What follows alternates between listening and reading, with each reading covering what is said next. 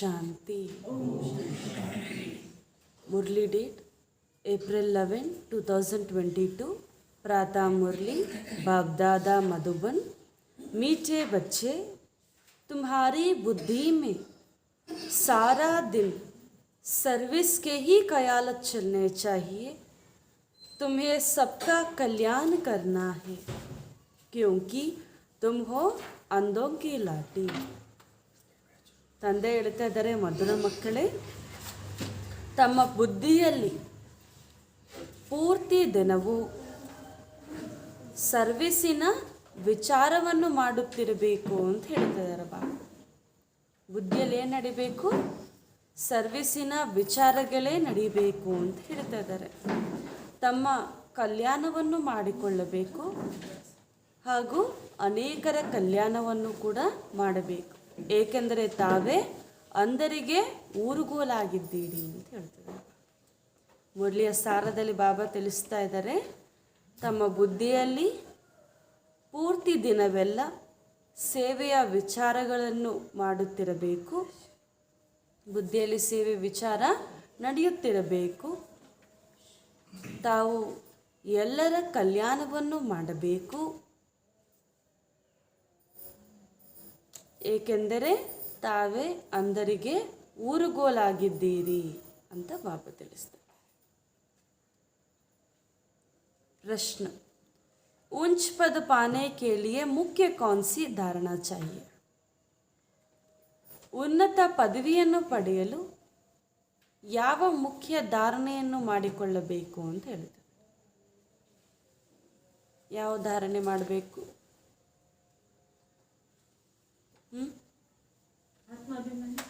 ಆತ್ಮ ಅಭಿಮಾನಿ ಆಗಬೇಕು. ಮತ್ತೆ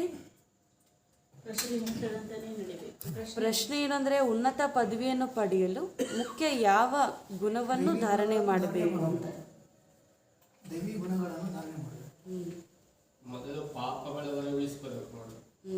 ಪಾಪವನ್ನು ಇಳಿಸುವಂತಹ ಧಾರಣೆಯನ್ನು ಮಾಡಬೇಕು. ಇನ್ನು ಅಲ್ಲಿಯ ಶ್ರೀಮಂತಂತೆ ನಡೀಬೇಕು. उत्तर, उच्च पद तब मिलेगा जब अपने कर्मेंद्रियों पर पूरा कंट्रोल होगा। अगर कर्मेंद्रिय वश नहीं, चलन ठीक नहीं, बहुत अधिक तमन्नाएं हैं, हबच माना लालच है, तो उच्च पद से वंचित हो जाएंगे। उच्च पद पाना तो माता पिता को पूरा फॉलो करो। उच्च पद पाना है तो माता पिता को पूरा फॉलो करो, कर्मेंद्रिಯ ಜೀತ್ ಬನೋ. ತಂದೆ ತಿಳಿಸ್ತಿದ್ದಾರೆ, ಉತ್ತರದಲ್ಲಿ ಉನ್ನತ ಪದವಿಯನ್ನು ಪಡೆಯಲು ತಮ್ಮ ಕರ್ಮೇಂದ್ರಿಯಗಳ ಮೇಲೆ ಪೂರ್ತಿಯಾಗಿ ಕಂಟ್ರೋಲ್ ಇರಬೇಕು ಅಂತ ಹೇಳ್ತಾ ಇದ್ದಾರೆ. ನಿಮ್ಮ ಕರ್ಮೇಂದ್ರಿಯಗಳು ನಿಮ್ಮ ಅಧೀನದಲ್ಲಿ ಇರಬೇಕು ಅಂತ ಹೇಳ್ತಾ ಇದ್ದಾರೆ ಬಾಬಾ. ಒಂದು ವೇಳೆ ಕರ್ಮೇಂದ್ರಿಯಗಳಿಗೆ ವಶ ಆಗಿ ಚಲನೆಯನ್ನು ಸರಿಯಾಗಿ ಇಟ್ಟುಕೊಳ್ಳದೆ ಬಹಳ ಹೆಚ್ಚಿನ ಇಚ್ಛೆಗಳನ್ನು ಇಟ್ಟುಕೊಂಡು ಮತ್ತು ಲೋಭವನ್ನು ಇಟ್ಕೊಂಡ್ರೆ ನಿಮ್ಮ ಪದವಿ ಭ್ರಷ್ಟ ಆಗಿಬಿಡುತ್ತೆ, ಕಡಿಮೆ ಪದವಿ ಸಿಗುತ್ತೆ ಅಂತ ಹೇಳ್ತಾರೆ. ಅಥವಾ ಉನ್ನತ ಪದವಿಯಿಂದ ತಾವು ವಂಚಿತರಾಗ್ಬಿಡ್ತೀರಾ ಅಂತ ಹೇಳ್ತಿದ್ದಾರೆ. ಅದಕ್ಕೆ ಉನ್ನತ ಪದವಿಯನ್ನು ಪಡೆಯಲು ತಾಯಿ ತಂದೆಯನ್ನು ಪೂರ್ತಿಯಾಗಿ ಫಾಲೋ ಮಾಡಿ ಕರ್ಮೇಂದ್ರಿಯ ಜೀತರಾಗಿ ಯಾವುದ್ರ ಮೇಲೆ ಜೀವನ ಗಳಿಸಬೇಕು? ಕರ್ಮೇಂದ್ರಿಯಗಳ ಮೇಲೆ. ಅದಕ್ಕೋಸ್ಕರ ಕರ್ಮೇಂದ್ರಿಯ ಜೀತರಾಗಿ ಅಂತ ಹೇಳ್ತಾ ಇದ್ದಾರೆ. ಗೀತ್, ನಯನಹೀನಕೋ ರಾಹ ದಿಕ್ಕಾವೋ ಪ್ರಭು. ನಯನಹೀನರಿಗೆ ದಾರಿ ತೋರಿಸು ಪ್ರಭು. ओम शांति। प्रदर्शनी के लिए यह गीत बहुत अच्छा है।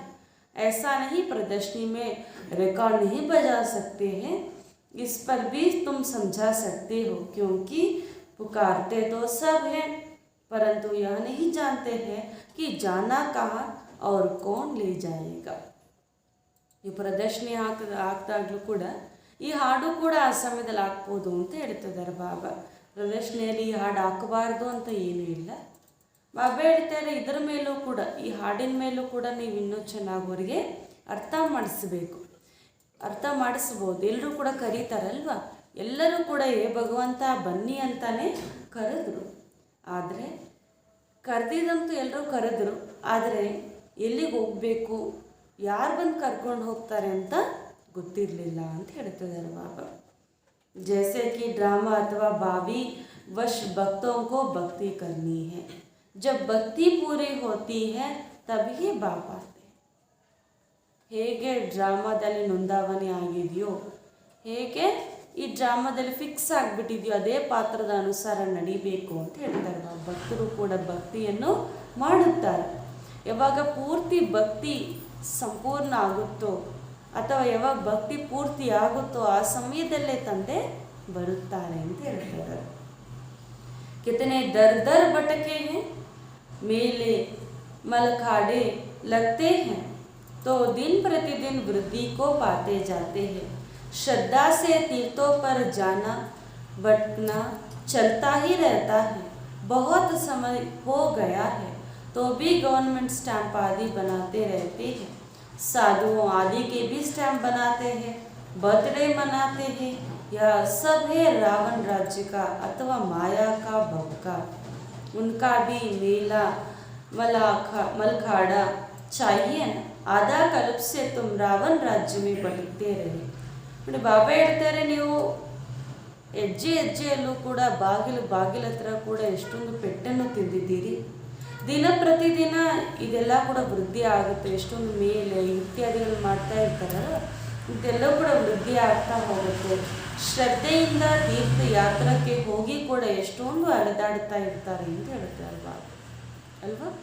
ಭಕ್ತಿಲಿ ಎಷ್ಟು ಅಲೆದಾಟ ಇರುತ್ತಾ ಇಲ್ವಾ? ಯಾರು ಅಲೆದಾಡಿಲ್ವಾ? ಬಾಬಾ ಹೇಳ್ತಾ ಇದ್ದಾರೆ, ಎಷ್ಟು ಅಲೆದಾಡಿದ್ದೀರಾ. ಈ ಸಮಯ ಅಂತೂ ನೀವು ಎಷ್ಟೊಂದು ಭಕ್ತಿಯನ್ನು ಮಾಡ್ಕೊಂಡು ಬಂದುಬಿಟ್ಟಿದ್ದೀರಿ. ಬಹಳ ಸಮಯ ಕೂಡ ಕಳೆದು ಹೋಗ್ಬಿಟ್ಟಿದೆ. ಗೌರ್ಮೆಂಟು ಕೂಡ ತನ್ನ ಸ್ಟ್ಯಾಂಪ್ ಮಾಡಿಕೊಳ್ಳುತ್ತೆ. ಅದೇ ಇಲ್ಲದೆ ಸಾಧುವ್ರದ್ದು ಕೂಡ ಸ್ಟ್ಯಾಂಪ್ಸ್ ಮಾಡ್ತಾರೆ. ಬಾಬಾ ಹೇಳ್ತಿದ್ದಾರೆ, ಅವರ ಬರ್ತ್ಡೇ ಕೂಡ ಮಾಡ್ತಾರೆ. ಇದೆಲ್ಲವೂ ಕೂಡ ರಾವಣ ರಾಜ್ಯ ಅಥವಾ ಮಾಯಾ ಶೋ ಅಷ್ಟೇ ಅಂತ ಹೇಳ್ತಾರೆ. ಈ ಮೇಲೆ ಇತ್ಯಾದಿ ಎಲ್ಲವೂ ಕೂಡ ಮಾಯಾ ಶೋ ಅಷ್ಟೇ ಅಂತ ಹೇಳ್ತಿದ್ದಾರೆ ಬಾಬಾ. ಯಾರಿಂದ ಕೂಡ ಉದ್ಧಾರ ಅಥವಾ ನಾವು ಪ್ರಾಪ್ತಿ ಅನ್ನೋದು ಮಾಡಿಕೊಂಡಿಲ್ಲ.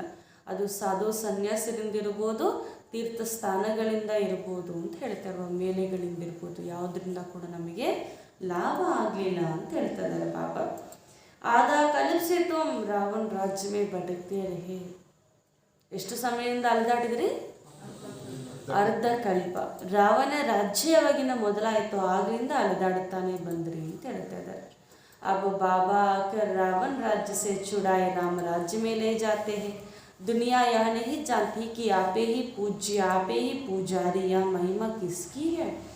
पहले 16 कला संपूर्ण पूज्य रहते हैं, फिर 2 कला कम हो जाती है तो उसको सेमी कहेंगे. फुल पूज्य फिर 2 कला कम होने से सेमी पूज्य कहेंगे. तुम जानते हो पुजारी से फिर पूज्य बन रहे हैं, फिर सेमी पूज्य बनेंगे. अब इस कलयुग के अंत में हमारा पुजारी पने का पाठ खत्म हो गया है. पूज्य बनाने के लिए बाबा को ही आना पड़ता है. अब बाबा विश्व का मालिक बनाते. विश्व तो यह भी है वह भी है. वह मनुष्य बहुत थोड़े होते. एक धर्म होता है, अनेक धर्म होने से भी हंगामा होता है. ತಂದೆ ಹೇಳ್ತಾರೆ, ಅರ್ಧ ಕಲ್ಪದಿಂದ ನೀವು ರಾವಣ ರಾಜ್ಯದಲ್ಲಿ ಅಲೆದಾಡ್ತಾ ಇದ್ರಿ. ಈಗ ತಂದೆ ಬಂದು ಈ ರಾವಣ ರಾಜ್ಯದಿಂದ ಬಿಡಿಸಿ ಎಲ್ಲಿ ಕರ್ಕೊಂಡು ಹೋಗ್ತಾರೆ? ಈ ರಾಮ ರಾಜ್ಯಕ್ಕೆ ಕರ್ಕೊಂಡು ಹೋಗ್ತಾರೆ. ಪ್ರಪಂಚದವರಿಗೆ ಇದು ಗೊತ್ತಿಲ್ಲ ಅಂತ ಹೇಳ್ತಾರೆ. ತಾವೇ ಪೂಜ್ಯರು, ತಾವೇ ಪೂಜಾರಿಗಳು ಎನ್ನುವಂಥ ಮಾತು ಅವರಿಗೆ ತಿಳಿದಿಲ್ಲ. ಮೊಟ್ಟ ಮೊದಲು 16 ಕಲಾ ಸಂಪೂರ್ಣ ಪೂಜ್ಯರಾಗಿರ್ತಾರೆ. ಆನಂತರ 2 ಕಲೆ ಕಡಿಮೆ ಆಗ್ಬೋದು. ಅದಕ್ಕೋಸ್ಕರ ಅವರನ್ನಲ್ಲಿ ಸೆಮಿ ಅಂತ ಹೇಳಲಾಗುತ್ತೆ. ಸಂಪೂರ್ಣ ಅಂತ ಅವರನ್ನು ಹೇಳಲಾಗೋದಿಲ್ಲ ಅಂತ ಬಾಬಾ ಹೇಳ್ತಾರೆ. ಸೆಮಿ ಸಂಪೂರ್ಣ ಅಂತ ಹೇಳ್ಬೋದು ಅಷ್ಟೇ ಅಂತ ಹೇಳ್ತಾರೆ ಬಾಬಾ. ಅಥವಾ ಸೆಮಿ ಪೂಜ್ಯರು ಅಂತ ಹೇಳ್ಬೋದು. ಪೂರ್ತಿಯಾಗಿ ಪೂಜ್ಯರು ಸತ್ಯುಗದಲ್ಲಿರ್ತಾರೆ. 2 ಕಲೆಯಲ್ಲಿ ಕಡಿಮೆ ಆಗಿರುವಂಥ ಕಾರಣ ಸೆಮಿ ಪೂಜ್ಯರಾಗಿಬಿಡ್ತಾರೆ. ನೀವು ತಿಳ್ಕೊಂಡಿದ್ದೀರಿ ಪೂಜಾರಿಗಳಿಂದ ಪೂಜ್ಯರಾಗಿ ಇವಾಗ ನೀವೇ ಆಗ್ತಾ ಇದ್ದೀರಿ ಅಂತ. ಈ ಕಲಿಯುಗದ ಅಂತಿಮದಲ್ಲಿ ಪೂಜಾರಿಗಳ ಪಾತ್ರ, ಪೂಜಾರಿತನದ ಪಾತ್ರ ಎಲ್ಲವೂ ಕೂಡ ಸಮಾಪ್ತಿಯಾಗುತ್ತೆ ಅಲ್ವಾ? ಇನ್ನೂ ಏನಾದರೂ ಉಳಿದಿದೆಯಾ? ಆ ಸಂಸ್ಕಾರ ಎಲ್ಲ ಕೂಡ ನಮ್ಮಲ್ಲಿ ಸಮಾಪ್ತಿ ಆಗೋಯ್ತಲ್ವ. ಏಕೆ ನಾವೇ ಪೂಜ್ಯರೇನು ಅಂತ ಅರಿವು ನಮಗಾಗಿದೆ. ಪೂಜ್ಯರಾಗಿ ಮಾಡುವುದಕ್ಕೆ ತಂದೆಯೇ ಬರಬೇಕಾಗತ್ತೆ. ತಂದೆಯೇ ವಿಶ್ವದ ಮಾಲೀಕರಾಗಿ ಮಾಡುತ್ತಾರೆ. ವಿಶ್ವ ಅನ್ನೋದು ಅಲ್ಲೂ ಇರುತ್ತೆ, ಇಲ್ಲೂ ಇರುತ್ತೆ. ಸತ್ಯುಗದಲ್ಲೂ ವಿಶ್ವನೇ, ಕಲಿಯುಗದಲ್ಲಿರೋದು ಕೂಡ ವಿಶ್ವನೇ. ಆದರೆ ಸತ್ಯುಗದಲ್ಲಿರುವಂಥ ವಿಶ್ವದಲ್ಲಿ ಅಥವಾ ಆ ಪ್ರಪಂಚದಲ್ಲಿ ಕಡಿಮೆ ಮನುಷ್ಯರು ಇರ್ತಾರೆ ಅಂತ ಹೇಳ್ತಾರೆ. ಕಡಿಮೆ ಜನಸಂಖ್ಯೆ ಅನ್ನೋದಲ್ಲಿ ಇರುತ್ತೆ. ಮತ್ತು ಧರ್ಮಗಳೆಷ್ಟಿರುತ್ತಲ್ಲಿ? ಒಂದೇ ಧರ್ಮವಿರುತ್ತದೆ ಅಂತ ಹೇಳ್ತಿದ್ದಾರೆ. ಅನೇಕ ಧರ್ಮಗಳಲ್ಲಿ ಎಷ್ಟು ಹಂಗಾಮ ಆಗುತ್ತೆ, ಆದರೆ ಅಲ್ಲಂತೂ ಒಂದೇ ಒಂದು ಧರ್ಮವೂ ಕೂಡ ಇರುತ್ತೆ ಅಂತ ಹೇಳ್ತಿದ್ದಾರೆ ಬಾಬಾ. ಆಗೋ ಬಾಬಾ ಆಯಾ ಹೇ ಲಾಯಕ್ ಬನಾನೆ. ಇವಾಗ ತಂದೆ ಯಾಕೆ ಬಂದಿದ್ದಾರೆ? ನಮ್ಮನ್ನು ಯೋಗ್ಯರನ್ನಾಗಿ ಮಾಡೋದು. ಯಾವುದಕ್ಕೆ ಯೋಗ್ಯರನ್ನಾಗಿ? ಸತ್ಯುಗಿ ದೇವಿ ದೇವತೆಯರಾಗುವುದಕ್ಕೆ ಯೋಗ್ಯರಾಗಿ ಮಾಡುವುದಕ್ಕೆ ಬಂದಿದ್ದಾರೆ. जितना बाबा को याद करेंगे उतना अपना भी कल्याण करेंगे. देखना है कि कल्याण करने का कितना शौक रहता है. जैसे आर्टिस्ट है उनको ख्याल रहता है ऐसे ऐसे चित्र बनाए जिससे मनुष्य अपनी रीति समझ जाए. समझेंगे हम बेहद के बाप की सर्विस करते हैं. भारत को स्वर्ग बनाना है. प्रदर्शनी में देखो कितने डेर आते हैं. ಈಗ ಮಕ್ಕಳು ತಂದೆಯನ್ನು ಚೆನ್ನಾಗಿ ನೆನಪು ಮಾಡಿ ತಮ್ಮ ಕಲ್ಯಾಣವನ್ನು ಮಾಡಿಕೊಳ್ಳಬೇಕು ಹಾಗೂ ಅನೇಕರ ಕಲ್ಯಾಣವನ್ನು ಮಾಡುವ ಆಸಕ್ತಿ ಇರಬೇಕು ಅಂತ ಹೇಳ್ತಾರೆ. ನಮ್ಮಲ್ಲಿ ಏನಿರಬೇಕಂತೆ? ಬಾಬಾ ಹೇಳ್ತಾರೆ ಅನೇಕರನ್ನು ಕಲ್ಯಾಣ ಮಾಡಬೇಕಂತ ಆಸಕ್ತಿ ಇರಬೇಕು. ಪ್ರದರ್ಶನೆಯಲ್ಲಿ ನೋಡಿ ಎಷ್ಟು ಜನ ಬರ್ತಾರೆ, ಅಲ್ಲೂ ಹೋಗಿ ನೀವು ತಿಳಿಸಬೇಕು ಅಂತ ಬಾಬಾ ಹೇಳ್ತಾರೆ. ಬೇಹದ್ದಿನ ತಂದೆಯ ಸರ್ವಿಸ್ನಲ್ಲಿ ನಾವಿರಬೇಕು. ಭಾರತವನ್ನು ಏನಾಗಿ ಮಾಡಬೇಕು? ಸ್ವರ್ಗವನ್ನಾಗಿ ಮಾಡಬೇಕು ಅಂತ ಹೇಳ್ತಿದ್ದಾರೆ ಬಾಬಾ. तो प्रदर्शनी के ऐसे चित्र बनाए जो कोई भी समझ जाए कि यह चित्र एक्यूरेट रास्ता बताने वाले हैं. ಬಾಬಾ ಹೇಳ್ತಾನೆ ಪ್ರದರ್ಶನಿಯಲ್ಲಿ ಎಂಥ ಚಿತ್ರಗಳನ್ನು ಹಾಕಬೇಕು ಅಂತಂದರೆ ಅವ್ರಿಗೆ ಅದನ್ನು ನೋಡಿದ ತಕ್ಷಣ ಅರ್ಥ ಆಗಬೇಕು, ಇದೇ ಚಿತ್ರ ನನ್ನನ್ನು ಸರಿಯಾಗಿರುವಂತಹ ದಾರಿಯಲ್ಲಿ ಕರ್ಕೊಂಡು ಹೋಗುತ್ತೆ ಅಂತ ಅವರಿಗೆ ನೋಡಿದ ತಕ್ಷಣ ಅರ್ಥ ಆಗಬೇಕು ಅಂತ ಹೇಳ್ತಿದ್ದಾರೆ ಬಾಬಾ. ಮೇಲೆ मलकाड़े आदि जो वह तो है उनके आगे कुछ भी नहीं है. आर्टिस्ट जो इस ज्ञान को समझते हैं उनकी बुद्धि में रहेगा. ऐसे ऐसे चित्र बनाएंगे तो बहुतों का कल्याण हो जाएगा. रात दिन बुद्धि में या बात में लगी रही. इन चीज़ों का बहुत शौक रहता है. मौत तो अचानक आता है. अगर जुत्ती आदि की याद में रहे मौत आ गया तो ಜುತ್ತಿ ಜೈಸಾ ಜನ ಮಿಲೇಗ. ತಂದೆ ಹೇಳ್ತಾರೆ ಎಷ್ಟೊಂದು ಮೇಲೆ ಇತ್ಯಾದಿಗಳ ಹತ್ರ ಹೋಗಿದ್ದೀವಿ, ಅಲ್ಲಿ ಹೋಗೋದ್ರಿಂದ ತಮಗೆ ಯಾವುದೇ ಲಾಭವಿಲ್ಲ ಅಂತ ಹೇಳ್ತಿದ್ದಾರೆ. ಇವಾಗ ಆರ್ಟಿಸ್ಟ್ ಇದ್ದಾರೆ ಅಂತಂದರೆ ಆರ್ಟಿಸ್ಟಿನ ಬುದ್ಧಿಯಲ್ಲಿಲ್ಲ, ಜ್ಞಾನ ಇರಬೇಕು. ಆವಾಗ ಅವ್ರ ಬುದ್ಧಿಯಲ್ಲಿ ಬರುತ್ತೆ, ನಾನು ಎಂಥ ಚಿತ್ರವನ್ನು ಬಿಡಿಸ್ಬೇಕಂದ್ರೆ ಅದು ನೋಡಿದ ತಕ್ಷಣ ಎಲ್ರಿಗೂ ಅರ್ಥ ಆಗಬೇಕು, ಅನೇಕ ಆತ್ಮರ ಕಲ್ಯಾಣ ಆಗಬೇಕು ಅಂತ ಚಿತ್ರವನ್ನು ಬಿಡಿಸ್ಬೇಕು ಅಂತ ಅವರ ಬುದ್ಧಿಯಲ್ಲಿ ಬರುತ್ತೆ ಅಂತ ಹೇಳ್ತಿದ್ದಾರೆ ಬಾಬಾ. ರಾತ್ರಿ ಹಗಲು ಬುದ್ಧಿಯಲ್ಲಿ ಇದೇ ಮಾತು ನಡೀತಾ ಇರಬೇಕು. ಈ ಎಲ್ಲ ವಸ್ತುಗಳಲ್ಲಿ ತಮ್ಗೆ ಆಸಕ್ತಿ ಇರಬೇಕು ಅಂತ ಬಾಬಾ ಹೇಳ್ತಾರೆ. ಅನೇಕರ ಕಲ್ಯಾಣ ಮಾಡಬೇಕಂದ್ರೆ ಆಸಕ್ತಿ ಬೇಕು. ಅದಕ್ಕೆ ಮೃತ್ಯು ಅಕಸ್ಮಾತಾಗಿ ಬರಲಿದೆ. ಮೃತ್ಯು ನಿಮಗೆ ಕೇಳಿ ಬರೋದಿಲ್ಲ. ಮೃತ್ಯುವಿನ ಸಮಯದಲ್ಲಿ ಯಾರು ನೆನಪು ಬರಬೇಕು? ಶಿವಬಾಬಾ ನೆನಪು ಬರಬೇಕು. ಅದರ ಬದಲಾಗಿ ಚಪ್ಪಲಿ ನೆನಪು ಬಂದರೆ ಚಪ್ಪಲಿ ಥರ ಜನ್ಮ ಸಿಗತ್ತೆ ಅಂತ ಹೇಳ್ತಿದ್ದಾರೆ ಬಾಬಾ. ಯಾವುದು ಚಪ್ಪಲಿ ಅಂದರೆ? ದೇಹ. ಬಾಬಾ ಹೇಳ್ತಾರೆ ಈ ಶರೀರ ಅಥವಾ ದೇಹವನ್ನು ನೀವು ನೆನಪು ಮಾಡಿದ್ರೆ ಮೃತ್ಯುವಿನ ಸಮಯ ಬಂದಾಗ ಜನ್ಮ ಕೂಡ ಅದೇ ರೀತಿ ಸಿಗುತ್ತೆ. यहाँ तो बाप कहते हैं देह सहित सबको भूलना है. ಯಾಕೆ ತಂದೆ ಹೇಳ್ತಾರೆ ದೇಹ ಸಹಿತ ಎಲ್ಲವನ್ನೂ ನೀವು ಮರ್ತು ಹೋಗಬೇಕು ಅಂತ ಹೇಳ್ತಾ ಇದ್ದಾರೆ. यहाँ भी तुम समझते हो कि बाप कौन है. कोई से पूछो आत्माओं के बाप को जानते हो? कहते हैं नहीं. याद कितना करते हैं, मांगते रहते हैं. देवियों से भी जाकर मांगते हैं. देवी की पूजा की और कुछ मिल गया तो बस उन पर कुर्बान जाते हैं. ಅವ್ರಿಗೆ ಗೊತ್ತಿಲ್ಲ ತಂದೆ ಅಂದರೆ ಯಾರು, ನಾವೆಲ್ಲರೂ ಕೂಡ ಕರೆಯುತ್ತಿರುವಂತಹ ತಂದೆ ಯಾರು ಅಂತ ಅವರನ್ನು ಸಹ ಯಾರೂ ತಿಳ್ಕೊಂಡಿಲ್ಲ. ಅದಕ್ಕೆ ನಾವು ಕೇಳಬೇಕು ಆತ್ಮರ ತಂದೆ ಯಾರು ಅಂತ. ಅವರು ಅದಕ್ಕೆ ಉತ್ತರ ಹೇಳಲಿಕ್ಕೆ ಸಾಧ್ಯ ಇಲ್ಲ. ಬಾಬಾ ಹೇಳ್ತಾರೆ, ನೀವೆಷ್ಟು ಹೊರಗಡೆ ಎಷ್ಟು ನೆನಪು ಮಾಡ್ತಾ ಇರ್ತಾರೆ ಭಗವಂತನನ್ನು, ಎಷ್ಟು ಬೇಡ್ತಾ ಇರ್ತಾರೆ. ಅವ್ರಿಗೇನಾದರೂ ದೇವಿಯ ಹತ್ರ ಹೋದಾಗ ಬೇಡಿದಾಗ ಏನಾದರೂ ಸಿಕ್ತು ಅಂದ್ಕೊಳ್ಳಿ, ದೇವಿ ಪೂಜೆ ಮಾಡೋದ್ರಿಂದ ಮತ್ತು ಅವ್ರಿಗೆ ಅರ್ಪಣೆ ಆಗಿಬಿಡ್ತಾರೆ ಅಂತ ಹೇಳ್ತಾರೆ ಬಾಬಾ. ಫಿರ್ ಪೂಜಾರಿ ಕೋ ಭಿ ಪಕಡ್ ಲೇತೆ ಹೇ, ವೋ ಭಿ ಆಶೀರ್ವಾದ ಆದಿ ಕರ್ತೆ. ಆ ದೇವಿಯನ್ನೇ ಇಟ್ಕೊಳ್ಳೋದಲ್ಲದೆ ಅಲ್ಲಿರುವಂಥ ಪೂಜಾರಿಯನ್ನು ಇಟ್ಕೊಂಡ್ಬಿಡ್ತಾರೆ ಅಂತ ಹೇಳ್ತಿದ್ದಾರೆ ಬಾಬಾ. ಅವರಿಂದ ಆಶೀರ್ವಾದವನ್ನು ತೆಗೆದುಕೊಳ್ತಾ ಇರ್ತಾರಂತೆ. ಕಿತನಿ ಅಂಧಶ್ರದ್ಧಾ, ಎಷ್ಟು ಅಂಧಶ್ರದ್ಧೆ ಅಂತ ಬಾಬಾ ಹೇಳ್ತಾರೆ. ಅವ್ರ ಇಚ್ಛೆಯನ್ನು ಪೂರ್ತಿ ಮಾಡಿರೋದು ಆ ಜಡ ಮೂರ್ತಿನೂ ಅಲ್ಲ, ಹಾಗೂ ಆ ಪೂಜಾರಿನೂ ಅಲ್ಲ ಅಂತ ಹೇಳ್ತಿದ್ದಾರೆ ಬಾಬಾ. ಅವರೆಲ್ಲ ಕೂಡ ಕರೆದಿದ್ದು ಹೇಳಿದ್ದು ನಿರಾಕಾರ ಪರಂಪಿತ ಪರಮಾತ್ಮನಿಗೆ. ಇಚ್ಛೆ ಪೂರ್ಣ ಆಗಿದ್ದು ಕೂಡ ಅವರ ಮೂಲಕನೇ. ಬಟ್ ಏನಾಗಿದೆ ಇಲ್ಲಿ, ಅವರನ್ನು ಮರೆತೇ ಹೋಗ್ಬಿಟ್ಟಿದ್ದಾರೆ ಅಂತ ಹೇಳ್ತಿದ್ದಾರೆ ಬಾಬಾ.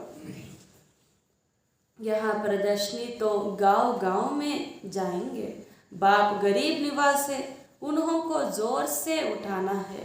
साहूकार तो कोटों में कोई निकलेंगे, प्रजा तो ढेर है, यहाँ तो मनुष्य से देवता बनना है, बाप से वर्षा मिलता है।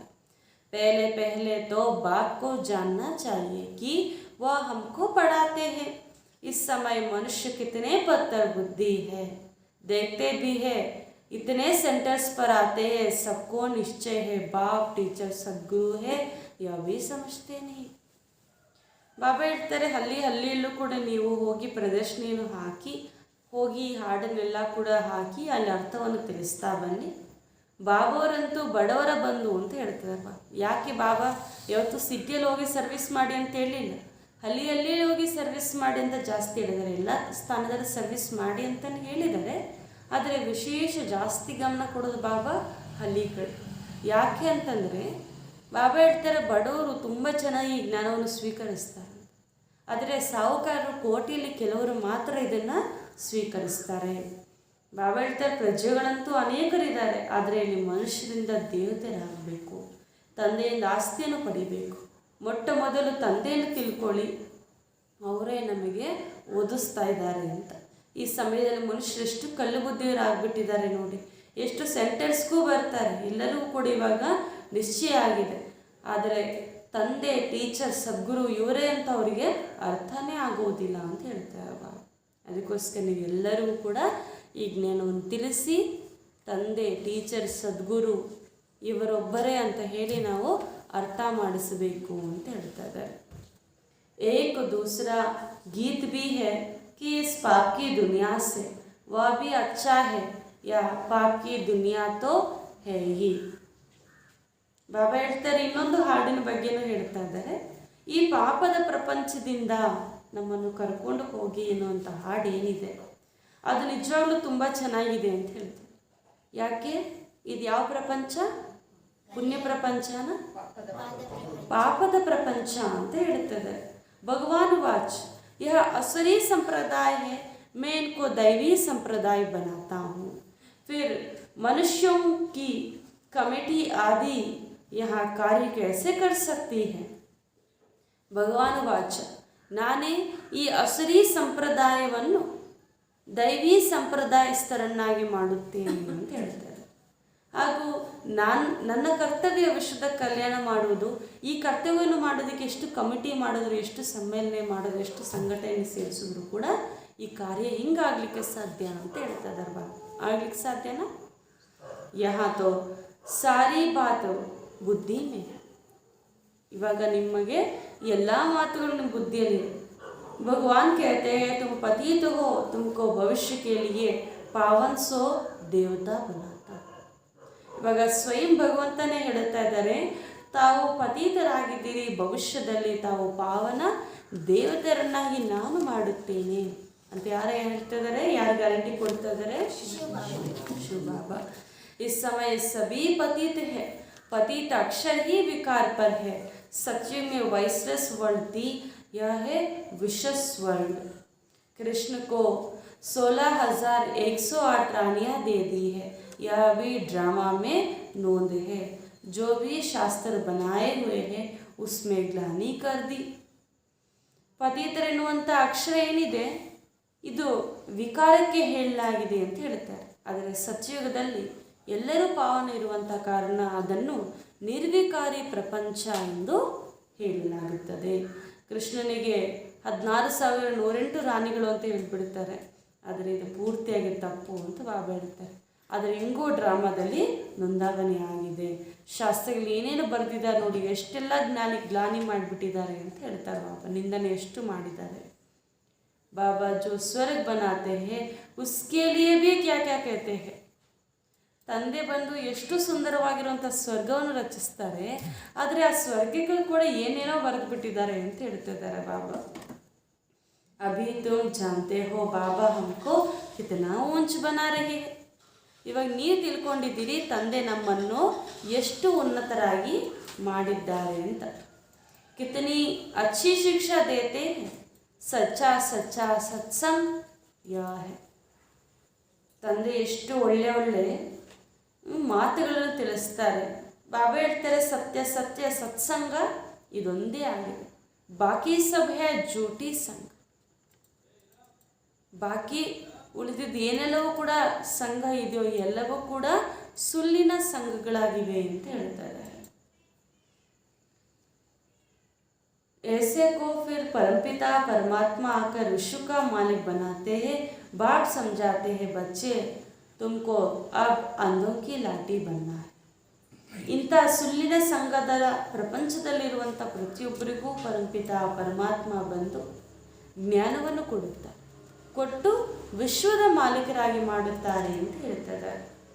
ತಂದೆ ಅರ್ಥ ಮಾಡಿಸ್ತಾರೆ, ಮಕ್ಕಳೇ ಇವಾಗ ನೀವೆಲ್ಲರಿಗೂ ಏನಾಗಬೇಕು, ಅಂದರಿಗೆ ಊರುಗೋಲಾಗಬೇಕು ಅಂತ ಹೇಳ್ತಾ ಇದ್ದಾರೆ. जो खुद ही सज्जे नहीं है वह फिर औरों की लाठी क्या बनेंगे. बल करके ज्ञान का विनाश नहीं होता. एक बारी माँ बाप कहा तो कुछ ना कुछ मिलना चाहिए, परंतु नंबरवार पद तो होता ही है. ಯಾರು ಸ್ವಯಂ ನೇನೆಗಳನ್ನು ಚೆನ್ನಾಗಿ ತೆರೆದಿಲ್ವೋ, ಯಾರಿಗೆ ಸ್ವಯಂ ಜ್ಞಾನದ ಸಂಪೂರ್ಣ ಅರಿವು ಆಗಿಲ್ವೋ ಅವ್ರು ಇತರ ಏನಂತ ತಿಳಿಸ್ತಾರೆ ಅಂತ ಹೇಳ್ತಾರಲ್ವ. ಬಲೆ ಬಾಬನ ಮಕ್ಕಳೇ ಆಗಿರ್ಬೋದು. ಯಾವಾಗ ನೀವು ತಾಯಿ ತಂದೆ ಅಂತ ಒಪ್ಕೊಳ್ತೀರೋ ಆವಾಗಲೇ ನಿಮಗೆ ಪ್ರಾರಬ್ಧ ಅನ್ನೋದು ಕೂಡ ಸಿಗುತ್ತೆ. ಆದರೂ ನಂಬರ್ ವಾರ್ ಉನ್ನತ ಪದವಿ ಸಿಗಬೇಕು ಅಂತಂದರೆ ನೀವು ಚೆನ್ನಾಗಿ ಜ್ಞಾನವನ್ನು ಧಾರಣೆ ಮಾಡಿ ಇತರರಿಗೆ ಆ ಜ್ಞಾನವನ್ನು ತಿಳಿಸಬೇಕು ಅಂತ ಹೇಳ್ತಿದ್ದಾರೆ ಬಾಬಾ.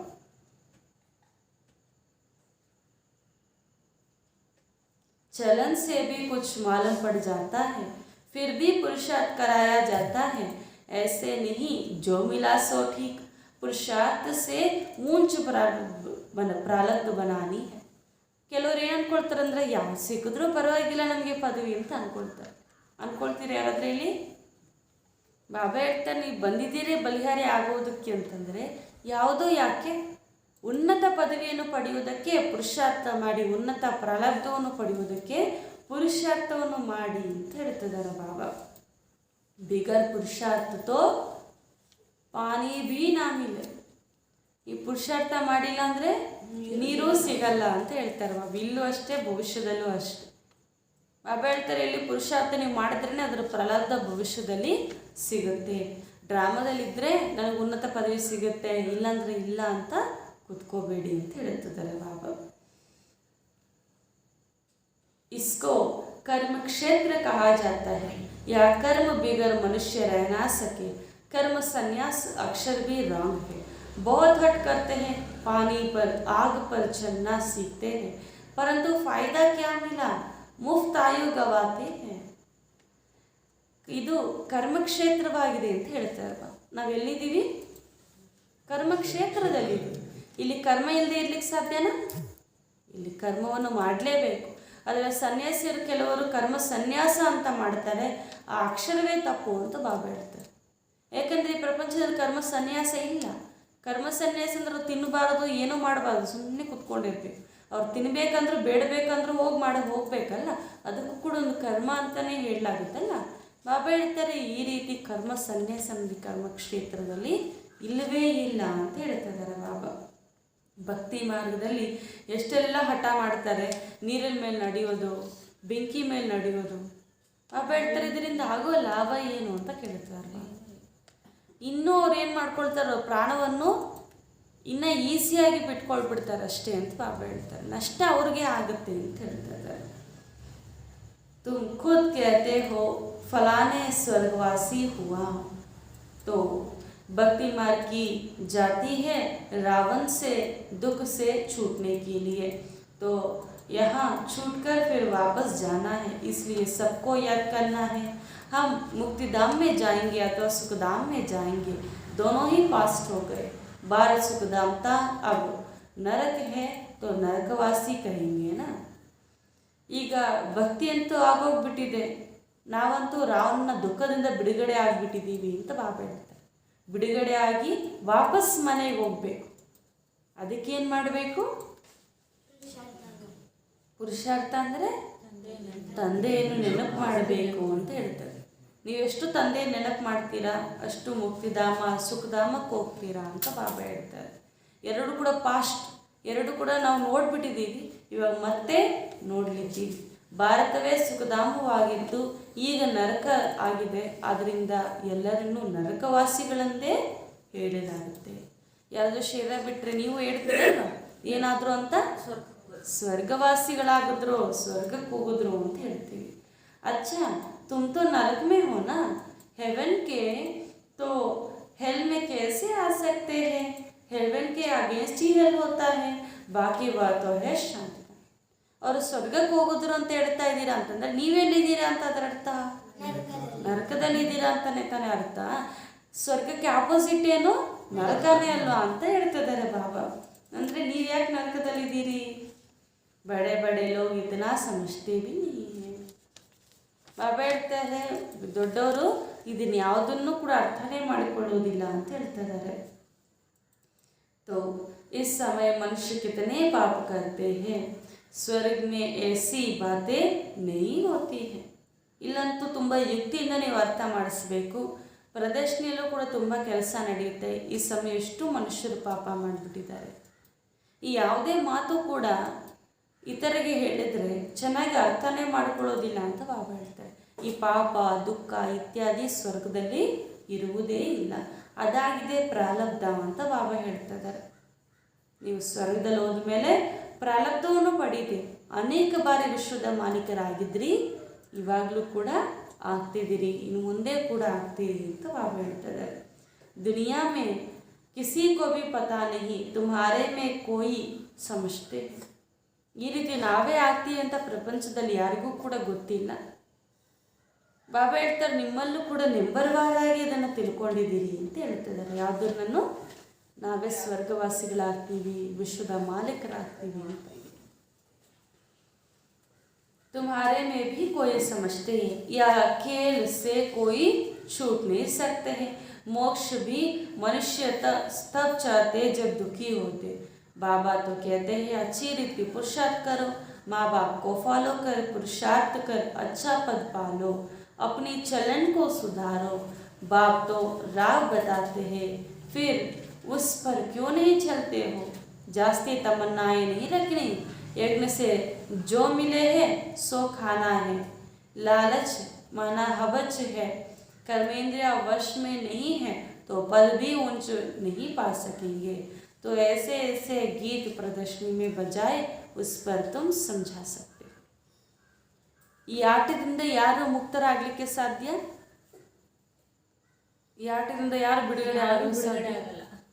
ಬಾಬಾ ಹೇಳ್ತಾರೆ ಈ ಆಟದಿಂದ ಯಾರೊಬ್ಬರು ಬಿಡುಗಡೆ ಆಗಲು ಸಾಧ್ಯ ಇಲ್ಲ ಅಂತ ಹೇಳ್ತಾರೆ ಬಾಬಾ.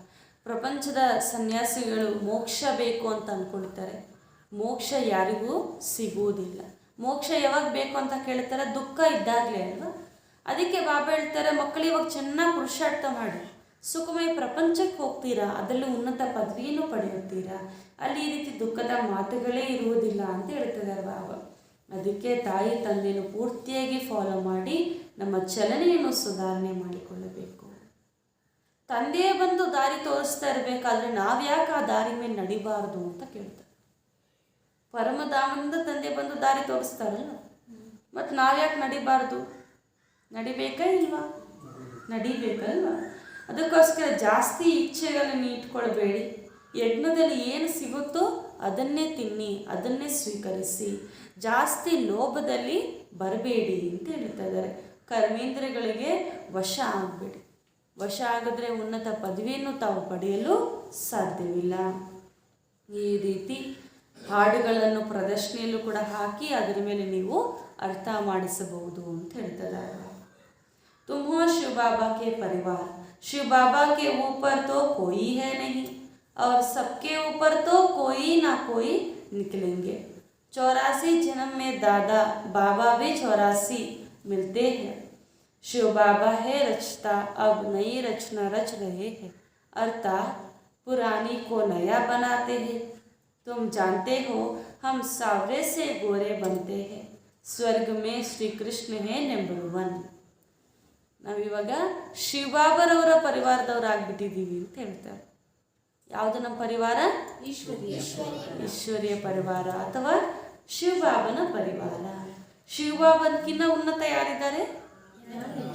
ಯಾರೂ ಇಲ್ಲ ಅಂತ ಬಾಬಾ ಹೇಳ್ತಾ ಇದ್ದಾರೆ. ಯಾರು ಉನ್ನತ ಅಂತ ಅನ್ಕೊಳ್ತೀವೋ ಅವರು ಉನ್ನತ ಇರ್ಬೋದು, ಆದರೆ ಶಿವಬಾಬನಿಗಿಂತ ಉನ್ನತ ಯಾರೂ ಇಲ್ಲ. 84 ಜನ್ಮ ಈ ಬ್ರಹ್ಮ ಬಾಬುವರೇ ತೆಗೆದುಕೊಂಡಿದ್ದಾರೆ. ಶಿವಬಾಬಾ ರಚಯಿತ ಆಗಿದ್ದಾರೆ. ಅವರು ಹೊಸ ರಚನೆಯನ್ನು ರಚಿಸ್ತಾರೆ, ಅಂದರೆ ಹಳೆಯದನ್ನು ಹೊಸದಾಗಿ ಮಾಡುತ್ತಾರೆ ಅಂತ ಹೇಳ್ತಿದ್ದಾರೆ ಬಾಬಾ. ಇವಾಗ ನೀ ತಿಳ್ಕೊಂಡಿದ್ದೀವಿ, ನಾವು ಕಪ್ಪಾಗಿರೋರು ಬೆಳ್ಳಿಗೆ ಆಗ್ತಾ ಇದ್ದೀವಿ. ಸ್ವರ್ಗದಲ್ಲಿ ಎಂಥ ಜನ್ಮವನ್ನು ಪಡಿತೀರಾ? ದೇವತಾ ಜನ್ಮ, ಅಂದರೆ ಶ್ರೀಕೃಷ್ಣ ನಂಬರ್ 1 ಜನ್ಮವನ್ನು ಪಡಿತೀರಾ ಅಂತ ಹೇಳ್ತಿದ್ದಾರೆ ಬಾಬಾ. फिर यही पहला नंबर बनता है, पूरे 84 जन्म श्री कृष्ण ने लिया. सूर्यवंशी दैवी संप्रदाय ने पूरे 84 जन्म लिए. बाप कहते हैं जो श्री कृष्ण पहला नंबर था उनके ही अंतिम जन्म में प्रवेश कर फिर उनको श्री कृष्ण बनाता हूँ. ಮೊಟ್ಟ ಮೊದಲನೆಯ ನಂಬರಲ್ಲಿ ಈ ಶ್ರೀಕೃಷ್ಣನೇ ಬರುವುದು ಅಂತ ಹೇಳ್ತಿದ್ದಾರೆ ಬಾಬಾ. ಪೂರ್ತಿ 84 ಜನ್ಮ ಶ್ರೀಕೃಷ್ಣನೇ ತೆಗೆದುಕೊಳ್ತಾರೆ. ಸೂರ್ಯವಂಶಿ ದೈವಿ ಸಂಪ್ರದಾಯಸ್ಥರಾಗಿ ಇವರೇ ಆಗ್ತಾರೆ 84 ಜನ್ಮಗಳಿಗೆ. ಬಾಬಾ ಹೇಳ್ತಾರೆ ಶ್ರೀಕೃಷ್ಣನೇ ಮೊಟ್ಟ ಮೊದಲನೇ ನಂಬರಲ್ಲಿ ಬರ್ತಾರೆ. ಅಂತಿಮ ಜನ್ಮದಲ್ಲಿ ಅವರ ಶರೀರದಲ್ಲೇ ನಾನು ಪ್ರವೇಶನಾಗಿ ಮತ್ತೆ ಶ್ರೀಕೃಷ್ಣ ಆಗಿ ಅವರನ್ನು ಮಾಡುತ್ತೇನೆ ಅಂತ ಬಾಬಾ ಹೇಳ್ತಾರೆ. ಇವಾಗ ಯಾರವರು? ಬ್ರಹ್ಮ ಬಾಬಾ ಅಲ್ವಾ? अच्छा बाबा नमस्ते ಹೇಳ್ತಾ ಇದ್ದಾರೆ. मीठे मीठे सिकलदे बच्चों प्रति माता पिता बाप दादा का याद प्यार और गुड मॉर्निंग. रूहानी बाप की रूहानी बच्चों को नमस्ते. हम रूहानी बच्चों की रूहानी माता पिता बाप दादा को याद प्यार और गुड मॉर्निंग. नमस्ते नमस्ते नमस्ते. धारणा के लिए मुख्य सार.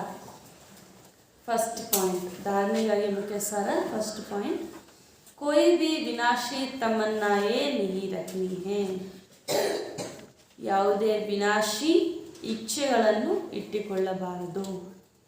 अपना और सबका कल्याण करना है. ತಮ್ಮ ಹಾಗೂ ಸರ್ವರ ಕಲ್ಯಾಣವನ್ನು ಮಾಡಬೇಕಾಗಿದೆ.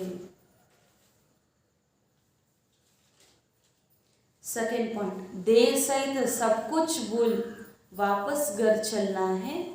इसलिए चेक करना है कि बुद्धि कहीं पर अटकी हुई ना हो.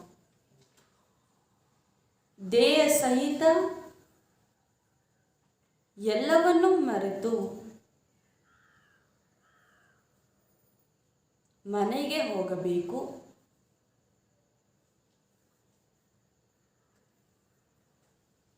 ಆದ್ದರಿಂದ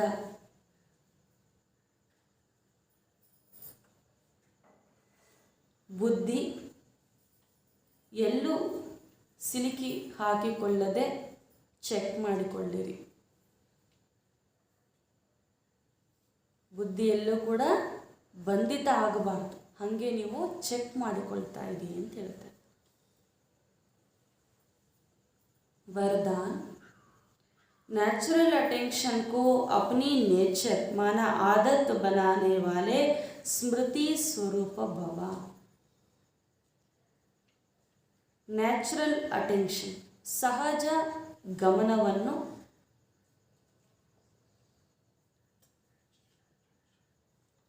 ತಮ್ಮ ಹವ್ಯಾಸವಾಗಿ ಮಾಡಿಕೊಳ್ಳುವಂತಹ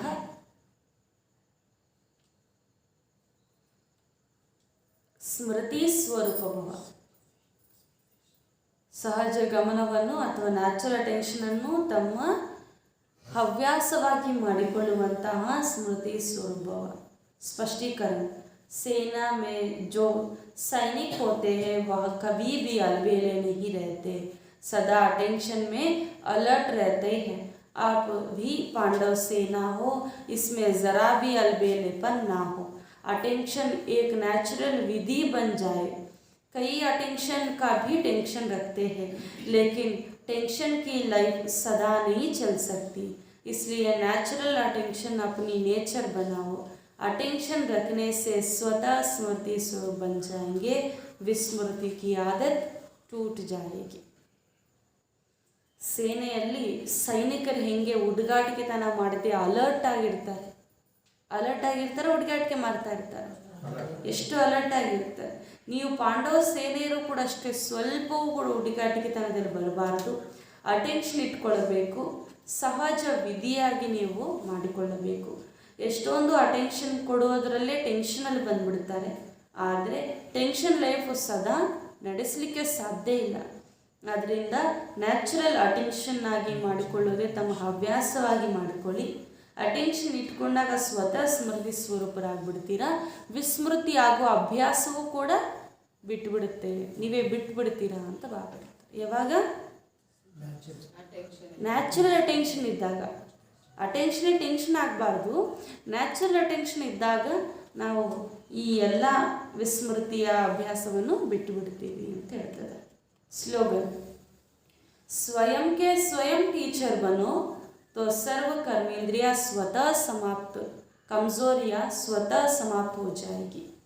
स्वयं के स्वयं टीचर बनो तो सर्व कमजोरियाँ स्वतः समाप्त हो जाएगी. ಸ್ವಯಂಗೆ ಸ್ವಯಂ ಶಿಕ್ಷಕರಾಗಿ, ಆಗ ಸರ್ವ ಬಲಹೀನತೆಗಳು ಸ್ವತಃವಾಗಿ ಸಮಾಪ್ತಿಯಾಗುವುದು ಅಂತ ಹೇಳ್ತಿದ್ದಾರೆ. ಅದಕ್ಕೋಸ್ಕರ ಯಾರು ಟೀಚರ್ ಆಗಬೇಕು? ಸ್ವಯಂಗೆ ಸ್ವಯಮೇ ಟೀಚರ್ ಆಗಬೇಕು ಅಂತ ಹೇಳ್ತಾರೆ. ಸ್ವಯಂಗೆ ಸ್ವಯಂ ಟೀಚರ್ ಆಗಿ, ಆಗ ಸರ್ವ ಬಲಹೀನತೆಗಳು ಸ್ವತಃ ಸಮಾಪ್ತಿಯಾಗುವುದು ಅಂತ ಹೇಳ್ತಾರೆ.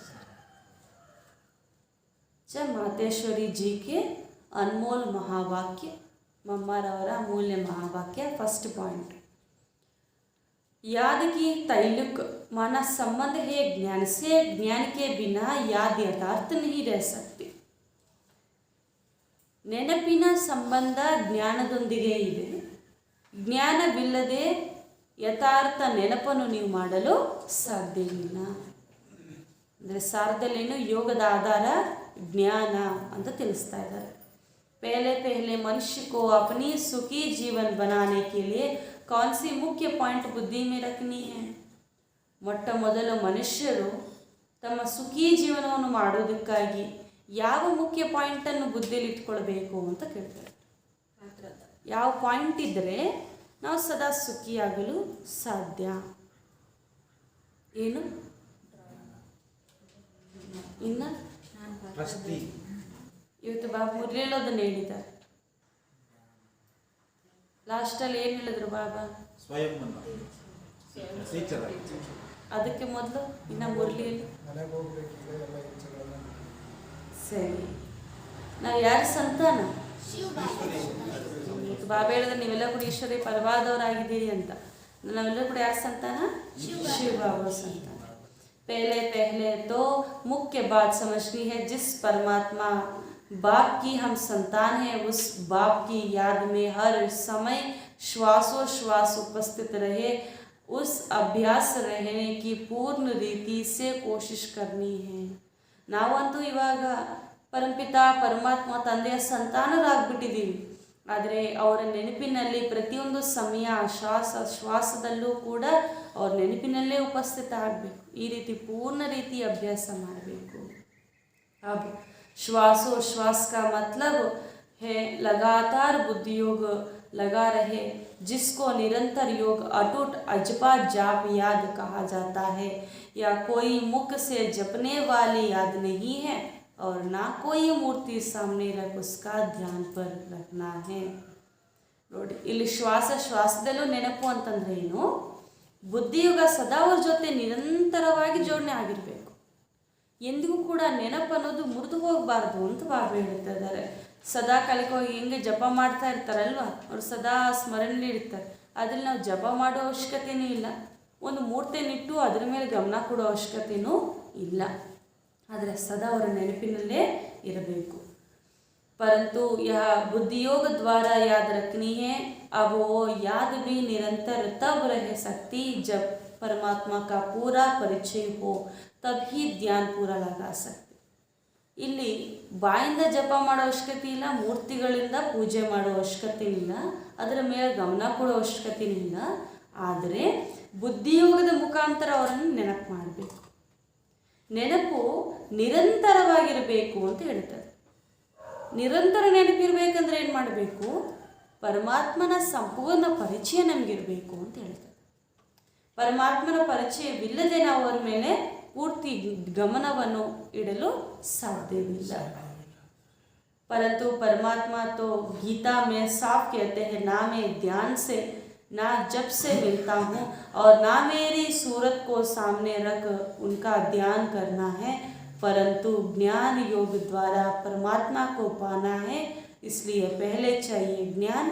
ज्ञान बिगर याद कायम रह नहीं सकती. ತಂದೆ ಹೇಳ್ತಾ ಇದ್ದಾರೆ, ನಾನು ಗೀತೆಯಲ್ಲೂ ಕೂಡ ಸ್ಪಷ್ಟವಾಗಿ ತಿಳಿಸಿದ್ದೇನೆ, ನನ್ನನ್ನು ಧ್ಯಾನದಿಂದನೋ ಜಪ ಮಾಡೋದ್ರಿಂದನೋ ಅಥವಾ ನನ್ನ ಮುಖವನ್ನು ಎದುರುಗಡೆ ಇಟ್ಕೊಂಡು ಪೂಜೆ ಮಾಡೋದ್ರಿಂದ ನಾನು ನಿಮಗೆ ಸಿಗುವುದಿಲ್ಲ. ಆದರೆ ಜ್ಞಾನ ಯೋಗದ ಮುಖಾಂತರವೇ ಪರಮಾತ್ಮನನ್ನು ಪಡೆದುಕೊಳ್ಳಲು ಸಾಧ್ಯ.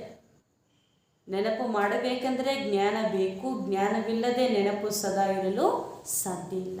ಯಾದಕ ತೈಲುಕ ಹೇ ಹೀ ಜ್ಞಾನಿಸಿ.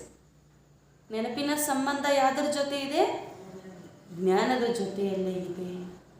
ಕೆಲವರು ಹೇಳ್ಬಿಡ್ತಾರೆ, ಜ್ಞಾನ ಏನು ತಿಳ್ಕೊಂಡಿದ್ದೀವಿ, ಒಂದೇ ಪಾಯಿಂಟ್ ಬಾಬಾ ಹೇಳ್ತಾರೆ, ಯಾವುದಿರೋದು ಒಂದೇ ಅಲ್ವಾ, ಯಾಕೆ ಕ್ಲಾಸ್ ಕೇಳಬೇಕು, ಯಾಕೆ ಕೂತ್ಕೋಬೇಕು ಅಂತ ತುಂಬ ಜನ ಈ ಸಂಕಲ್ಪವನ್ನು ಮಾಡ್ತಾರೆ. ನಮಗೆಲ್ಲ ಗೊತ್ತಿದೆ ಬಿಡಿ, ಎಲ್ಲ ಒಂದೇ ಪಾಯಿಂಟ್ ಬಾಬಾ ಹೇಳೋದು ಅಂತ. ಬಾಬಾ ಹೇಳ್ತಾರೆ, ಎಲ್ಲಿವರೆಗೂ ತಮಗೆ ಜ್ಞಾನ ಪಕ್ಕ ಆಗೋದಿಲ್ವೋ ಅಲ್ಲಿವರೆಗೂ ಯೋಗ ಆಗಲು ನಿಮಗೆ ಸಾಧ್ಯನೇ ಇಲ್ಲ ಅಂತ ಹೇಳ್ತಿದ್ದಾರೆ ಬಾಬಾ. ಅದಕ್ಕೆ ಕೊನೆ ಕ್ಷಣವರೆಗೂ ಯಾಕೆ ಬಾಬಾ ಓದಬೇಕು ಅಂತಾರಂದರೆ, ಜ್ಞಾನದ ಆಲತೆ ಅಷ್ಟು ಇರುತ್ತೆ. ತಿಳ್ಕೊಂಡಷ್ಟು ಏನಾಗ್ತಾ ಇರುತ್ತೆ, ನಮಗೆ ಪಾಯಿಂಟ್ಸ್ ಅನ್ನೋದು ಹೊಸ ಹೊಸ ಜ್ಞಾನದ ರತ್ನಗಳನ್ನೋದು ಸಿಗ್ತಾ ಇರುತ್ತೆ. ಸಮುದ್ರದಲ್ಲಿ ರತ್ನ ಸಿಕ್ತು ಅಂತ ಸಿಕ್ತು ಬಿಡಿ, ಸಮುದ್ರದಲ್ಲಿ ಇರೋದು ಒಂದೇ ರತ್ನ ಅಂತ ವಾಪಸ್ ಬಂದುಬಿಡ್ತಾರೆ. ಒಂದು ಸಿಕ್ಕಿದ್ರೆ ಹುಡ್ಕೊಂಡು ಇನ್ನೊಂದಕ್ಕೆ ಹೋಗ್ತಾರೆ, ಇನ್ನೊಂದು ಸಿಕ್ಕಿದ್ರೆ ಹುಡ್ಕೊಂಡು ಇನ್ನೊಂದಕ್ಕೆ ಹೋಗ್ತಾರೆ. ಯಾವ್ದಾದ್ರು ಖಾಲಿ ಆಗುತ್ತಾ ಖಜಾನೆಗಳು? ಖಾಲಿ ಆಗಲ್ಲ. ಅದೇ ರೀತಿ ಜ್ಞಾನವೂ ಕೂಡ ಅಷ್ಟೇ. ಜ್ಞಾನದ ಆಲತೆ ಮನ್ನ ಚಿಂತನೆಯನ್ನು ಎಷ್ಟು ಮಾಡ್ತಾ ಹೋಗ್ತೀವಿ, ಎಷ್ಟು ಆ ಕ್ಲಾಸಸ್ ಕೇಳ್ತಾ ಹೋಗ್ತೀವಿ, ಅಷ್ಟು ನಮ್ಮಲ್ಲಿ ಏನು ಬರುತ್ತೆ, ಪರಿವರ್ತನೆ ಬರುತ್ತೆ. ಬಾಬಾ ಹೇಳ್ತಾ ಇದ್ದಾರೆ, ನೆನಪು ಮಾಡೋದಕ್ಕೂ ಕೂಡ ಆಧಾರ ಯಾವುದು, ಜ್ಞಾನನೇ ಅಂತ ಹೇಳ್ತಾ ಇದ್ದಾರೆ ಬಾಬಾ. ಈ ರೀತಿ ಮಮ್ಮ ತಿಳಿಸ್ತಾ ಇದ್ದಾರೆ. अब ज्ञान से चाहे मन से कल्पना करे व बैठकर दर्शन करे, अगर उस देखी हुई चीज़ का भी पहले ज्ञान होगा तभी योग और ध्यान ठीक लग सकता है.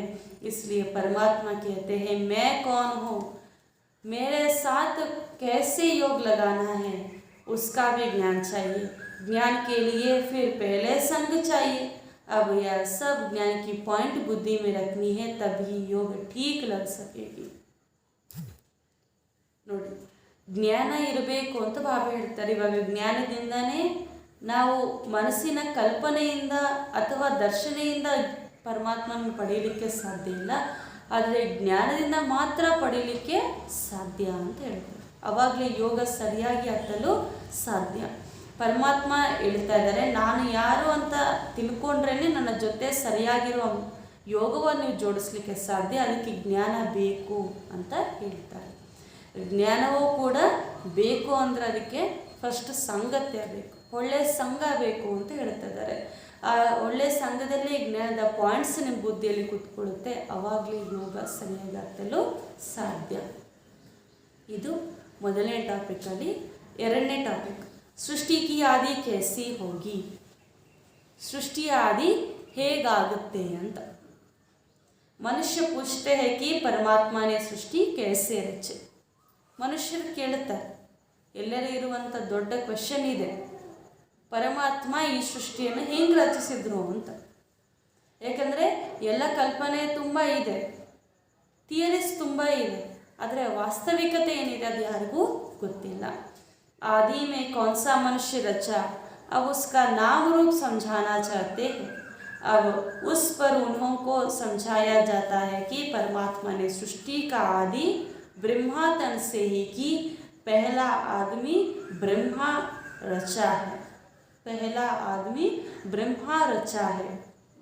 तो जिस परमात्मा ने सृष्टि की आदि की ही, तो वह अवश्य परमात्मा ने ही इस सृष्टि से अपना पाठ बजाया. अब परमात्मा ने कैसे पाठ बजाया? पहले तो परमात्मा ने सृष्टि को रचा, उसमें भी पहले ब्रह्मा को रचा. तो गोया पहले ब्रह्मा की आत्मा पवित्र थी, वही जाकर श्री कृष्ण बनी.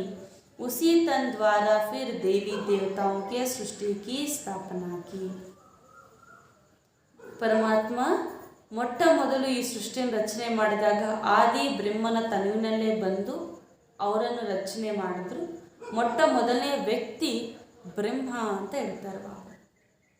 ಯಾರು ಸೃಷ್ಟಿ ಆದಿಯಲ್ಲಿ ಯಾರನ್ನು ರಚನೆ ಮಾಡಿದ್ರು? ಪರಮಾತ್ಮ ಬ್ರಹ್ಮನನ್ನು ರಚನೆ ಮಾಡಿದ್ರು ಅಂತ ಹೇಳ್ತಾ ಇದ್ದಾರೆ. ಪರಮಾತ್ಮ ಈ ಸೃಷ್ಟಿಯ ಆದಿನ ಮಾಡಿದ್ರು ಅಂತಂದರೆ ಅವಶ್ಯವಾಗಿ ಪರಮಾತ್ಮ ಕೂಡ ಇದೇ ಸೃಷ್ಟಿಯಲ್ಲಿ ಬಂದು ಪಾತ್ರ ಮಾಡ್ತಾರೆ. ಈಗ ಪರಮಾತ್ಮನ ಪಾತ್ರ ಹೆಂಗಿರುತ್ತೆ? ಮೊಟ್ಟ ಮೊದಲು ಪರಮಾತ್ಮ ಸೃಷ್ಟಿ ರಚನೆ ಮಾಡಿದಾಗ ಬ್ರಹ್ಮನ ರಚಿಸ್ತಾರೆ. ಆ ಬ್ರಹ್ಮನ ಆತ್ಮವೇ ಪವಿತ್ರ ಆಗಿರುವಂಥ ಕಾರಣ ಶ್ರೀಕೃಷ್ಣ ಆಗಿ ಜನ್ಮವನ್ನು ಪಡೆಯುತ್ತಾರೆ ಅಂತ ಹೇಳ್ತಾ ಇದ್ದಾರೆ. तो दैवी सृष्टि की रचना ब्रह्मा द्वारा कराए, तो देवी देवता का आदि पिता ठहरा ब्रह्मा. ब्रह्मा सो श्री कृष्ण बनता, वही श्री कृष्ण का फिर अंत का जन्म ब्रह्मा है. ಆ ತನುವಿನಲ್ಲಿ ಬಂದು ದೇವಿ ದೇವತೆಯರ ಸೃಷ್ಟಿಯನ್ನು ಸ್ಥಾಪನೆ ಮಾಡುತ್ತಾರೆ. ದೈವಿ ಸೃಷ್ಟಿಯ ರಚಯಿತ ಪರಮಾತ್ಮ ಬ್ರಹ್ಮ ತನುವಿನಲ್ಲಿ ಬಂದು ಮಾಡುವಂಥ ಕಾರಣ ಅವರೇ ಏನಾಗ್ತಾರೆ? ದೇವಿ ದೇವತೆಯರ ಆದಿ ಪಿತಾ ಆಗ್ತಾರೆ. ದೇವಿ ದೇವತೆಯರಿಗೂ ಆದಿ ಪಿತಾ ಯಾರು? ಬ್ರಹ್ಮ ಅಂತ ಹೇಳ್ತಾರೆ. ಆ ನಂತರ ಶ್ರೀಕೃಷ್ಣ ಬರ್ತಾರೆ ಅಂತ ಹೇಳ್ತಾರೆ. ಶ್ರೀಕೃಷ್ಣನ ಅಂತಿಮ ಜನ್ಮದಲ್ಲಿ ಮತ್ತೆ ಏನಾಗ್ತಾರೆ? ಬ್ರಹ್ಮ ಆಗ್ತಾರೆ. ಅದಕ್ಕೆ ಬ್ರಹ್ಮನಿಂದ ಕೃಷ್ಣ, ಕೃಷ್ಣನಿಂದ ಆದಿ ಬ್ರಹ್ಮ ಅಂತ ಹೇಳಲಾಗುತ್ತೆ.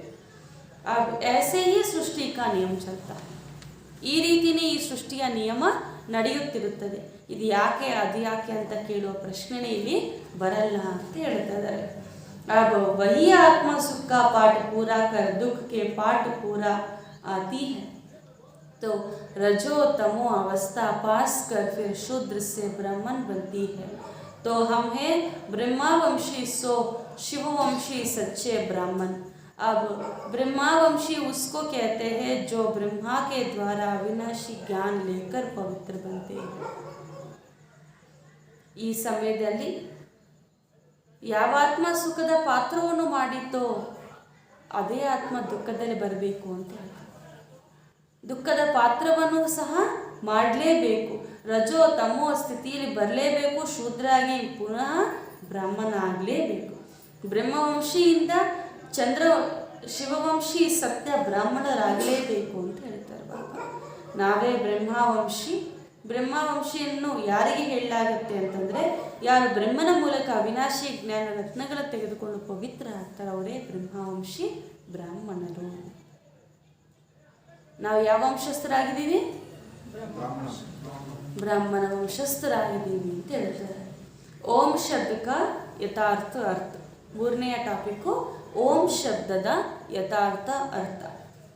जब हम ओम शांति शब्द कहते हैं तो पहले पहले ओम शब्द के अर्थ को पूर्ण ರೀತಿ समझना है. ನಾವು ಯಾರೇ ಸೇರಿದ್ರು ಕೂಡ ಫಸ್ಟ್ ಏನು ಹೇಳ್ತೀವಿ? ಓಂ ಶಾಂತಿ. ಓಂ ಶಾಂತಿ ಅಂತ ಸುಮ್ಮನೆ ಹೇಳೋದಾ? ಓಂ ಶಬ್ದ ಹೇಳ್ತಾ ಇದ್ದೀವಿ ಅಂತ ಮೊಟ್ಟ ಮೊದಲ ಆ ಶಬ್ದದ ಅರ್ಥವನ್ನು ತಿಳಿದುಕೊಳ್ಳಬೇಕು. अगर कोई से पूछा जाए ओम का अर्थ क्या है तो वो लोग ओम का अर्थ बहुत लंबी चौड़ी सुनाते हैं. ಓಂ ಶಬ್ದದ ಅರ್ಥ ಏನು ಅಂತ ನೀವು ಬೇರೆಯವ್ರಿಗೆ ಯಾರಾದರೂ ಕೇಳಿದ್ರೆ ಅಷ್ಟೇ ಸಾಕು, ಸಿಕ್ಕಾಕೊಂಡಂಗೆ. ಬಾಬಾ ಹೇಳ್ತಾರೆ ಅದರ ಅರ್ಥ ತುಂಬ ದೊಡ್ಡದಾಗಿ ಹೇಳ್ತಾರೆ ಅಂತ ಹೇಳ್ತಿದ್ದಾರೆ. ओमकार तो ओमकार बड़े आवाज से सुनाते हैं, इस ओम पर फिर लंबा चौड़ा शास्त्र बना देते हैं, परंतु वास्तव में ओमकार तो कोई लंबा चौड़ा नहीं है. ಓಂ ಅಂದರೆ ಜೋರಾಗಿರುವ ಧ್ವನಿಯಲ್ಲಿ ಹೇಳುವುದು ಅಂತೇಳಿ ಅದರ ಅರ್ಥವನ್ನು ಶಾಸ್ತ್ರದ ಹಿಂಗೆ ಬರೆದಿದ್ದಾರೆ ಹಂಗೆ ಬರೆದಿದ್ದಾರೆ ಅಂತೇಳಿ ಎಷ್ಟೊಂದು ವಿಸ್ತಾರದಲ್ಲಿ ಹೇಳ್ಬಿಡ್ತಾರೆ. ಅದರ ವಾಸ್ತವಿಕವಾಗಿ ಓಮಿನ ಅರ್ಥ ತುಂಬ ದೊಡ್ಡದಾಗಿ ಇಲ್ಲ ಅಂತ ಹೇಳ್ತಾರೆ. अपने को तो स्वयं परमात्मा ओम का अर्थ बहुत ही सरल और सहज समझाते हैं. ओम का अर्थ है मैं आत्मा हूँ, मेरी असली धर्म शांत स्वरूप है. अब इस ओम के अर्थ में उपस्थित रहना, तो ओम का अर्थ मैं आत्मा परमात्मा की संतान हूँ. मुख्य बात यह हुई कि ओम के अर्थ में सिर्फ टिकना है, बाकी मुख से ओम का उच्चारण करने की ज़रूरत नहीं. ಪರಮಾತ್ಮ ಬಂದು ಓಮಿನ ಅರ್ಥವನ್ನು ಸಹಜವಾಗಿ ಸರಳವಾಗಿರುವಂಥ ಅರ್ಥದಲ್ಲಿ ತಿಳಿಸ್ಕೊಡ್ತಾ ಇದ್ದಾರೆ. ಓಂ ಅಂತಂದರೆ ನಾನು ಆತ್ಮ, ನನ್ನ ಸ್ವಧರ್ಮ ಶಾಂತಿಯಾಗಿದೆ ಅಂತ. ಇದು ಅರ್ಥ ತಿಳ್ಕೊಂಡ್ಮೇಲೆ ಸುಮ್ಮನೆ ಇರೋದಲ್ಲ, ಅರ್ಥ ಸ್ವರೂಪದಲ್ಲಿ ಸ್ಥಿತ ಆಗೋದೇ ಓಂ ಅಂತ ಹೇಳೋದು ಅಂತ ಹೇಳ್ತಾರೆ. ಓಂ ಅಂದರೆ ಅರ್ಥ ಅಂತ ಎಲ್ಲರೂ ಹೇಳ್ಬಿಡ್ತಾರೆ, ಆದರೆ ಈ ಅರ್ಥ ಸ್ವರೂಪದಲ್ಲಿ ಸ್ಥಿತರಾಗಿರಬೇಕು ಅಂತ ಹೇಳ್ತಿದ್ದಾರೆ. ಮುಖದಿಂದ ಓಂ ಅಂತ ಉಚ್ಚಾರಣೆ ಮಾಡುವಂಥ ಅವಶ್ಯಕತೆ ಏನೂ ಇಲ್ಲ, ಆದರೆ ಇದರಲ್ಲಿ ಸ್ಥಿತರಾಗಬೇಕು. ಯಾತೋ ಬುದ್ಧಿ ಮೇ ನಿಶ್ಚಯ ರಕ್ಕರ್ ಚಲನ ಹೇ, ಇದನ್ನು ನಾವು ಬುದ್ಧಿಯಲ್ಲಿ ನಿಶ್ಚಯ ಮಾಡಿಕೊಂಡು ನಡಿಬೇಕು. ನಾನು ಆತ್ಮ ಪರಮಾತ್ಮನ ಸಂತಾನ ಎನ್ನುವ ಸ್ಮೃತಿಯೂ ಇರಬೇಕು. ओम का जो अर्थ है उस स्वरूप में स्थित रहना है, बाकी वह लोग बल ओम का अर्थ सुनाते हैं मगर उस स्वरूप में स्थित नहीं होते. ಹೊರಗಡೆ ಅವರು ಬಲೆ ಹಿಂಗಂಗೆ ಮಾಡಿ ಓಂಕಾರದ ಅರ್ಥವನ್ನು ಹೇಳ್ಬೋದು, ಆದರೆ ಆ ಅರ್ಥ ಸ್ವರೂಪದಲ್ಲಿ ಅವರು ಸ್ಥಿತರಾಗುವುದಿಲ್ಲ. ನೀವು ಆ ಸ್ವರೂಪದಲ್ಲಿ ಸ್ಥಿತರಾಗಬೇಕು. हम तो ओम का स्वरूप जानते हैं, तभी उस स्वरूप में स्थित होते हैं. हम यह भी जानते हैं कि परमात्मा बीज रूप है और उस बीज रूप परमात्मा ने इस सारे झाड़ को कैसे रचा हुआ है, उसकी सारी नॉलेज हमें अभी मिल रहा है. ನೋಡಿ, ಓಮಿನ ಸ್ವರೂಪವು ನಾವು ತಿಳ್ಕೊಂಡಿದ್ದೀವಿ, ಆ ಸ್ವರೂಪದಲ್ಲಿ ನಾವು ಸ್ಥಿತರಾಗಿದ್ವಿ. ಅದರಿಂದ ಪರಮಾತ್ಮ ಬೀಜರೂಪ, ಆ ಬೀಜರೂಪ ಪರಮಾತ್ಮನ ಈ ವೃಕ್ಷವನ್ನು ಹೆಂಗೆ ರಚನೆ ಮಾಡಿದ್ರು ಅಂತ ಈ ಜ್ಞಾನ ಎಲ್ಲವೂ ಕೂಡ ಅವರಲ್ಲಿದೆ. ಅವರೇ ಬಂದು ನಮಗೆ ಈ ಜ್ಞಾನವನ್ನು ತಿಳಿಸ್ಕೊಟ್ಟಿದ್ದಾರೆ ಅಂತ ಹೇಳ್ತಾ ಇದ್ದಾರೆ. ಅದಕ್ಕೋಸ್ಕರ ಈ ಜ್ಞಾನವನ್ನು ನಾವೆಲ್ಲರೂ ಕೂಡ ಪಡೆದಿದ್ದೀವಿ. ಈ ಜ್ಞಾನದ ಮುಖಾಂತರವೇ ಎಲ್ಲ ಅರ್ಥ ಸ್ವರೂಪದಲ್ಲಿ ನಾವು ಇವಾಗ ಸ್ಥಿತರಾಗ್ತಾ ಇದ್ದೀವಿ ಅಂತ ಹೇಳಿದೆ. ಅಚ್ಚಾ, ಓಂ ಶಾಂತಿ. ಇವತ್ತು ವಿಶೇಷವಾಗಿ ಬಾಬಾರವರು ಎಷ್ಟೊಂದು ಪಾಯಿಂಟ್ಸ್ ತಿಳಿಸ್ಕೊಟ್ಟಿದ್ದಾರೆ. ಮಮ್ಮಾರವರ ಕ್ಲಾಸಿಂದು ಕೂಡ ಎಷ್ಟು ಚಿಂತನೆ ಪಾಯಿಂಟ್ಸ್ ತಿಳಿಸಿದ್ದಾರೆ. ಭಾಳ ಸುಂದರವಾಗಿ ಬಾಬಾ ಇವತ್ತು ಹೇಳ್ತಾ ಇದ್ರು, ಪೂರ್ತಿ ದಿನ ಎಲ್ಲ ಕೂಡ ನಿಮಗೆ ಸರ್ವಿಸಿನ ಚಿಂತನೆ ನಡೀತಾ ಇರಬೇಕು. ತಮ್ಮ ಕಲ್ಯಾಣ ಮಾಡಿಕೊಳ್ಬೇಕು, ಅನೇಕರ ಕಲ್ಯಾಣ ಮಾಡಬೇಕು, ಅನೇಕ ಆತ್ಮರಿಗೆ ಊರುಗಳಾಗಬೇಕು. ಯಾಕಂದರೆ ಎಲ್ಲರೂ ಅಂಧರಾಗ್ಬಿಟ್ಟಿದ್ದಾರೆ, ಅಜ್ಞಾನದಲ್ಲಿದ್ದಾರೆ. ಆತ್ಮದ ಜ್ಞಾನ, ಪರಮಾತ್ಮನ ಜ್ಞಾನ ನೀವರಿಗೆ ತಿಳಿಸಬೇಕು. ಬಲೆ ಅವ್ರಿಗೆ ತಿಳಿದಿದ್ರು ಆ ಸ್ವರೂಪದಲ್ಲಿ ಅವರಿಲ್ಲ, ಅದಕ್ಕೋಸ್ಕರ ನೀವು ಅವ್ರಿಗೆ ಅರ್ಥ ಮಾಡಿಸಿ ಅಂತ ಬಾಬಾ ಇವತ್ತು ವಿಶೇಷವಾಗಿ ನಮಗೆ ತಿಳಿಸ್ಕೊಟ್ಟಿದೆ. ಅದರಿಂದ ಒಂದು ನಿಮಿಷ ಶಿವಬಾಬಾ ಅವರನ್ನು ನೆನಪು ಮಾಡಿ ಅವರಿಗೆ ಧನ್ಯವಾದಗಳನ್ನು ತಿಳಿಸಿ.